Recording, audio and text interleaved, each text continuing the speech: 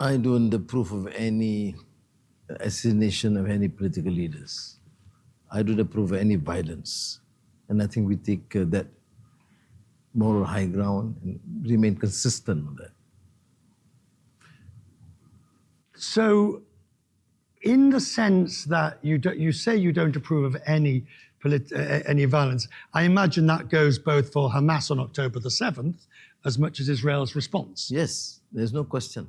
The only concern, Richard, is the attempt by the discourse, particularly in the West, to erase the decades prior to October the 7th.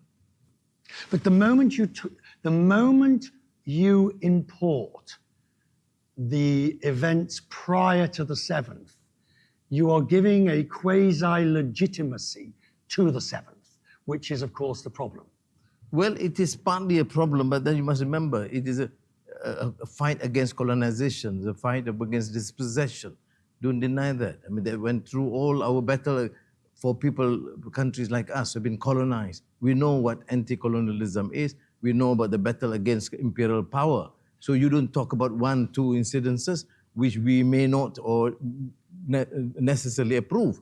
But then the discourse in the West is when they only highlight these so-called excesses and forget the thousands and hundreds and thousands being killed from 48 Nakba to Shatra Shabila in Lebanon, in the West Bank, and also in Gaza. That is the only issue.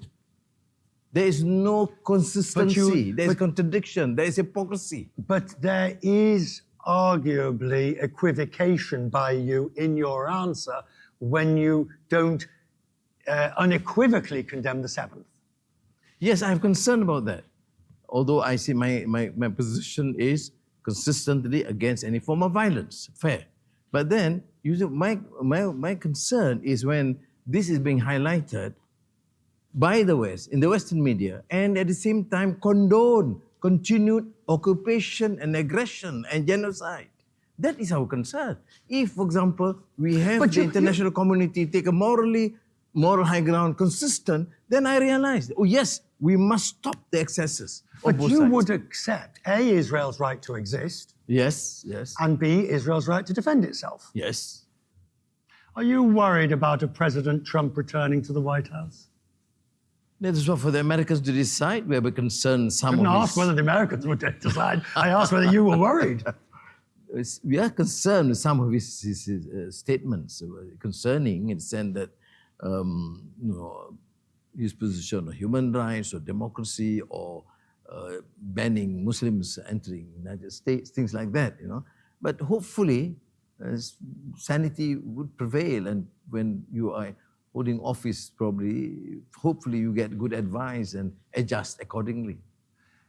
Why do you want to join the BRICS? As the BRICS has expanded, it's become more irrelevant. It is a group of countries of limited commonality. Well, it's not a political arrangement, it's more economic and trade. And we want to expand. Malaysia is a trading nation. I mean, we have benefited immensely from our collaboration with the United States and Europe, now growing with China.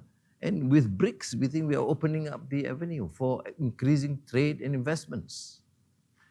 On this trade question, you may join the BRICS, and then President Trump may get elected and introduce protectionism, increase tariffs on your exports.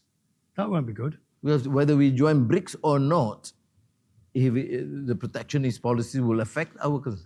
I mean, it's huge microchips and superconductor chips export to the United States. So 26% of our production is exported to the United States. It will certainly affect us. There's huge confidence in the Malaysian economy, largely brought about by the stability that your administration has brought about. But you know as well as I do, stability is only here today and can be gone tomorrow.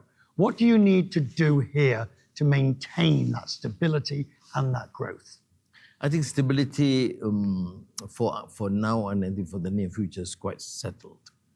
As far as we see in the last year, by-elections have shown that there is a shift of support, including the rural Malay Muslims, to government parties.